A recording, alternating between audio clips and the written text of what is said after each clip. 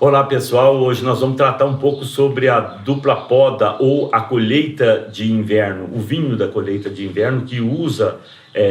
a dupla poda para permitir um acréscimo qualitativo nas uvas, na maturação das uvas e permitir a elaboração de vinhos finos de qualidade. Antes de falar da história e da técnica em si, eu gostaria de abordar qual o contexto que foi criada a dupla poda, por que se criou esse conceito de vinho de inverno através da dupla poda. É preciso lembrar, né, gente, que o Brasil, a maior parte das regiões vitícolas brasileiras para elaboração de vinhos, para a transformação de uvas e elaboração de vinhos, ela se encontra nas regiões sul e sudeste, em uma condição de clima subtropical de altitude, onde nós temos uma condição climática que nem sempre é a mais favorável para a obtenção de vinhos de qualidade, em particular dos vinhos tintos. Nós temos um ciclo de videiras, o ciclo tradicional das videiras na região sul e sudeste, ele sempre baseou-se em período de repouso nos meses de maio a julho, poda em agosto, brotação em setembro, florada em outubro, formação do cacho de novembro a dezembro, início de maturação em meados, final de dezembro, até a colheita janeiro, fevereiro ou até início de março, dependendo se a uva é mais tardia, a região mais fria ou não. Ocorre que na maior parte dessas regiões brasileiras já citadas, o período que vai de novembro a março é o período chuvoso. E o excesso de chuvas durante o amadurecimento da uva, ele afeta negativamente a qualidade de vinho por conta de 3 princípios básicos. Primeiro, porque ele dilui todos os compostos da uva, ele dilui açúcares, ele dilui polifenóis, ele impede a colheita de uvas maduras com boas concentrações de produtos que são importantes para a qualidade do vinho, né? Ele afeta a sanidade da uva, climas quentes e úmidos ocasionam mais podridões, essas podridões elas ou deterioram a uva ou obrigam o viticultor a colher mais cedo com uva menos maduras. E outra pelo próprio estado fisiológico da planta, né? Uma planta durante o verão, ela tem tendência a crescer, a ser uma planta viçosa e ela não para o crescimento, o que concorre em fotoassimilados, em produtos advindos da fotossíntese, para as extremidades em crescimento ao invés de acumular nos cachos. Então nós temos diluição, sanidade e não temos aquele sinal da planta para parar de crescer e concentrar esses fotoassimilados na uva. Em função disso, que a viticultura brasileira ela se orientou para vinhos comuns, na sua grande maioria, e estabeleceu-se como um país, na sua maior percentual de produção, focados nas uvas americanas para a produção de uvas comuns, que são aquelas videiras mais rústicas e que se adaptam mais facilmente a essa condição climática. Ocorre que no final da década de 90 do século passado, com a chegada de algumas empresas multinacionais do setor vitivinícola e também com o próprio investimento de empresas nacionais no turismo enológico e gastronômico, né, ocorre uma demanda grande por parte, principalmente dos viticultores do sul, para implantação de videiras finas. Há uma corrida bem grande, há um boom de plantio de viníferas, e logo de início a gente verifica que as viníferas plantadas, em sua maior parte na Serra Gaúcha, foi Cabernet Sauvignon, e que a qualidade desse vinho, no final das contas, deixava a desejar ainda. Então nós tínhamos um parque vitícola já instalado, modernidade crescente nas vinícolas, técnicas enológicas melhoradas, mas a matéria-prima deixava a desejar. Então, a partir do início dos anos 2000, o que se busca? melhoria da matéria-prima para melhoria da qualidade de vinho. Uma vez que a gente já tinha mercado, já tinha indústrias transformadoras mais evoluídas, mais adaptadas, a conta que se chegou era a conta para o viticultor, para o agrônomo, para o pessoal do campo, melhorar a qualidade da matéria-prima para se melhorar, consequentemente, o vinho produzido no Brasil. E a partir dessa época, a busca ela ocorreu por várias técnicas, né? Mudou-se o sistema de condução, clones, porta-enxertos, exposição solar para o vinhedo gaúcho,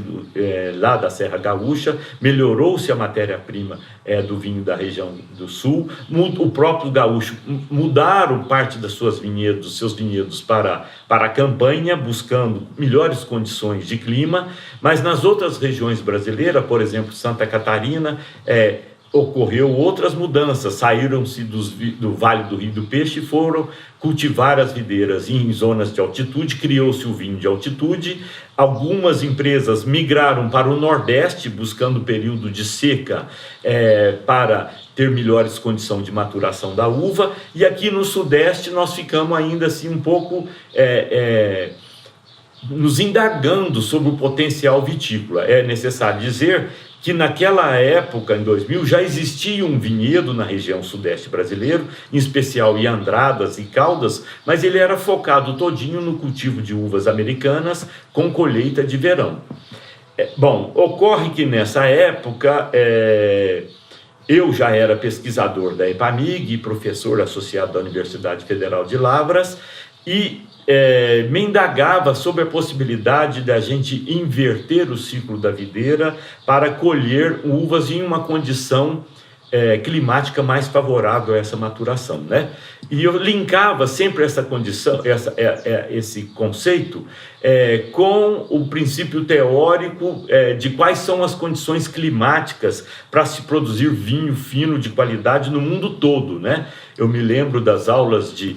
climatologia vitícola lá na Universidade de Bordeaux, ainda no início dos anos 90, que o que era comum em todas essas regiões do mundo, seja aí do velho mundo vitícola como do novo mundo, o que era comum era o fato de que uvas para fazer vinhos de qualidade, elas são colhidas em um período onde você tem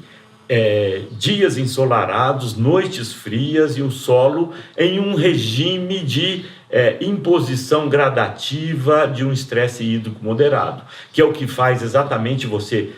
travar o crescimento da videira e as frutas serem privilegiadas no fluxo das substâncias que compõem a qualidade do vinho. Então, a partir desse conceito de que a condição climática é essa que deve ser respeitada no momento da maturação e colheita da uva, e com o conhecimento das regiões do sul de Minas, da região cafeeira do sul de Minas, de onde eu sou natural, eu sempre pensei, olha, esse clima que se precisa para fazer qualidade do vinho, nós temos na nossa terra, nós temos no sudeste brasileiro, nós temos nas regiões de altitude de Minas Gerais, do sul de Minas Gerais, só que ela não ocorre em sintonia com o ciclo da videira no momento certo para a qualidade do vinho, né? Então, nesse período de maio, junho, julho, na viticultura tradicional, a videira estava em repouso. Então, nós temos o clima certo na hora errada, principalmente no que diz respeito à produção de uvas para vinhos de qualidade. Então é daí que a gente passou de utilizar da poda, da dupla poda, e é importante dizer que podar videiras não foi uma invenção nossa, né? A dupla poda, se poda a videira 2 vezes, 3 vezes ou vezes consecutivas em função de isso já se fazia em função de uma necessidade, por exemplo, de mercado para as uvas frescas, para consumo in natura. Então, a videira ela pode ser podada em diversas épocas do ano, em regiões tropicais e subtropicais. Isso já se faz há bastante tempo. O que a gente passou a desenvolver desde essa época, dos anos 2000, inicialmente lá em Três Corações, no vinhedo onde virou hoje o vinhedo do Primeira Estrada,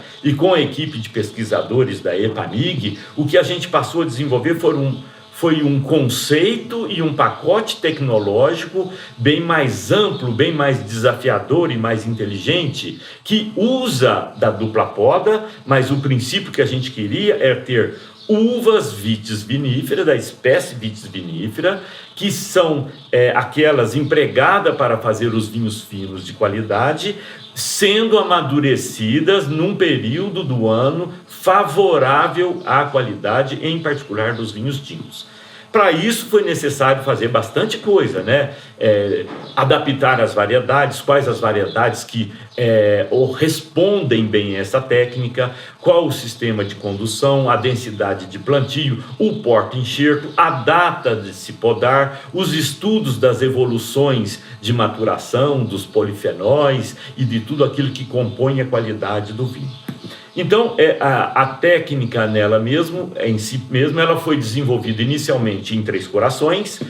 num vinhedo experimental, na propriedade do Dr. Marcos Arruda Vieira, e é a partir dos resultados iniciais dessa técnica em 2003, onde a gente validou que se fazia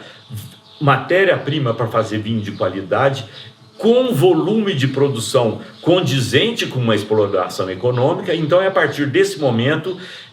que a gente estabelece, ao mesmo tempo pela EPAMIG, juntamente com a Universidade Federal de Lavras, um programa mais robusto de pesquisas, com o desenvolvimento de vários projetos para validar esse pacote, com orientação de dissertações de mestrado, teses de doutorado, e é a partir desse momento que começa essa ideia seduzir investidores e que a gente passa a montar os vinhedos, os primeiros vinhedos comerciais, né? O primeiro deles foi o da Estrada Real, Vinícola Estrada Real, o vinho Primeira Estrada, e a partir daí vieram vários outros, eu vou enumerar alguns com o risco de esquecer alguns outros, sem ser por ordem exatamente cronológica, né? Mas os vinhos dessa primeira geração dos vinhos de inverno, além do vinho Primeira Estrada, veio Maria Maria, Casa Verrone, Brandina, Casa Geraldo, Stella Valentino, todos esses vieram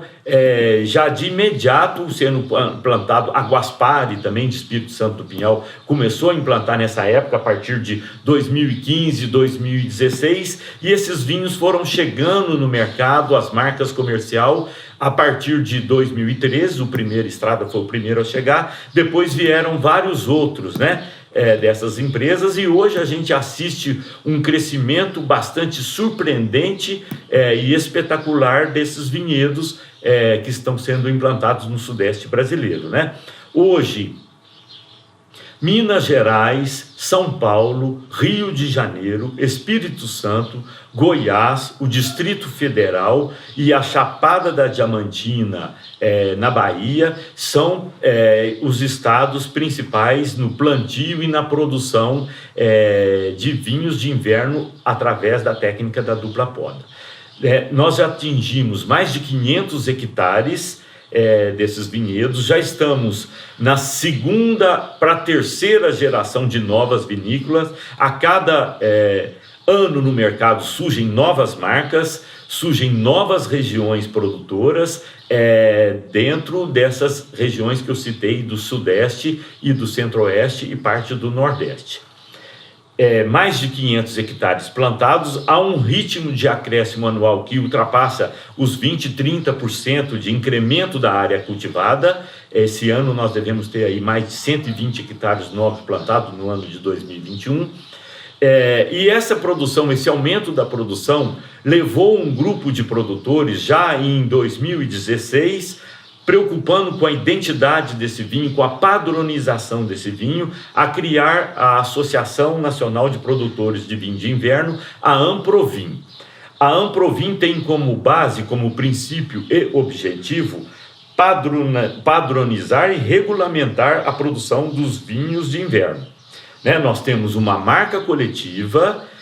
e o regulamento de uso dessa marca coletiva já devidamente registrados no INPI. Então, nós temos uma marca protegida pelo INPI, que pertence à Anprovin, e que ela estabelece quais são as regiões produtoras, basicamente em função das condições climáticas que ocorre entre maio e agosto, que é aquele período que inicia o amadurecimento e é feita a colheita da uva. Então, nós definimos quais são essas condições, quais são as regiões que têm essas condições, quais são as variedades cultivadas, quais são as técnicas empregadas tanto no campo quanto